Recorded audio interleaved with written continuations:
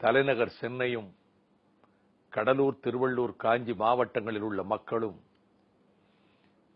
December தலைநாள் தொட்டு அவர்கள் பட்ட வேதனை அரசுகளினுடைய தவறால், ஆக்கிரமிப்புகளால், முறையாக திட்டமிடாததால் ஏற்பட்ட இந்த அரசுகள் ஏற்படுத்திய உட்பாதம்.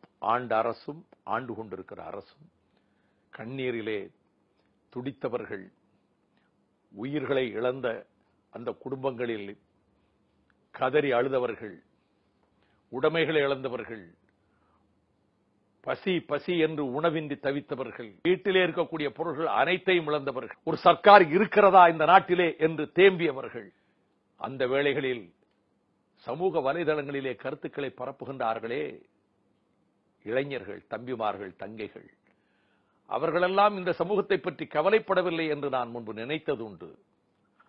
ஈரமும் மனிதாபிமானமும் இரக்கமும் இந்த மண்ணோடு, இந்த மக்களின் மரபோடு, மரபு அணுக்களோடு கலந்தது என்பதனால் அவர்கள் ஓடோடி வந்து உதவினார்கள். வெள்ளத்திலே தவித்துக் கொண்டிருந்தவர்களை கரை சேர்த்தார்கள், வீடுகளில் கொண்டு போய் சேர்த்தார்கள்.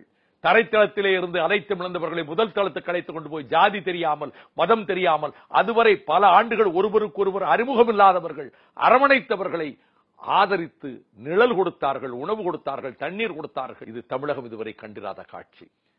நான் இளைய சமுதாயத்தை வேண்டுகிறேன், ஏழை எளிய மக்களிடம் போய் எடுத்துச் சொல்லுங்கள், இந்த ஊழல் பணத்தின் பிடியிலே சிக்கியிருக்கக்கூடிய அரசியலை மீட்டுக் கொண்டு வாருங்கள்.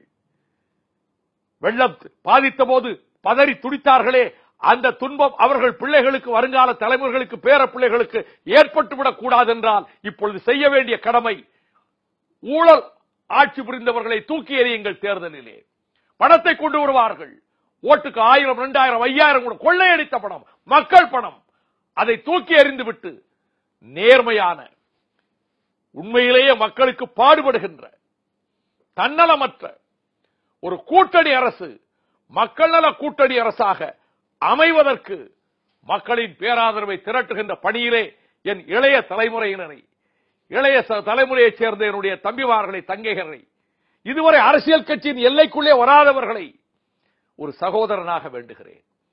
மாற்றத்தை கொண்டு வர முடியும். தமிழகத்திலே இதுவரை இல்லாத பிரமிக்கத்தக்க மாற்றத்தை ஏற்படுத்த முடியும். அந்த சக்தி இளையோர் கையில் இருக்கிறது.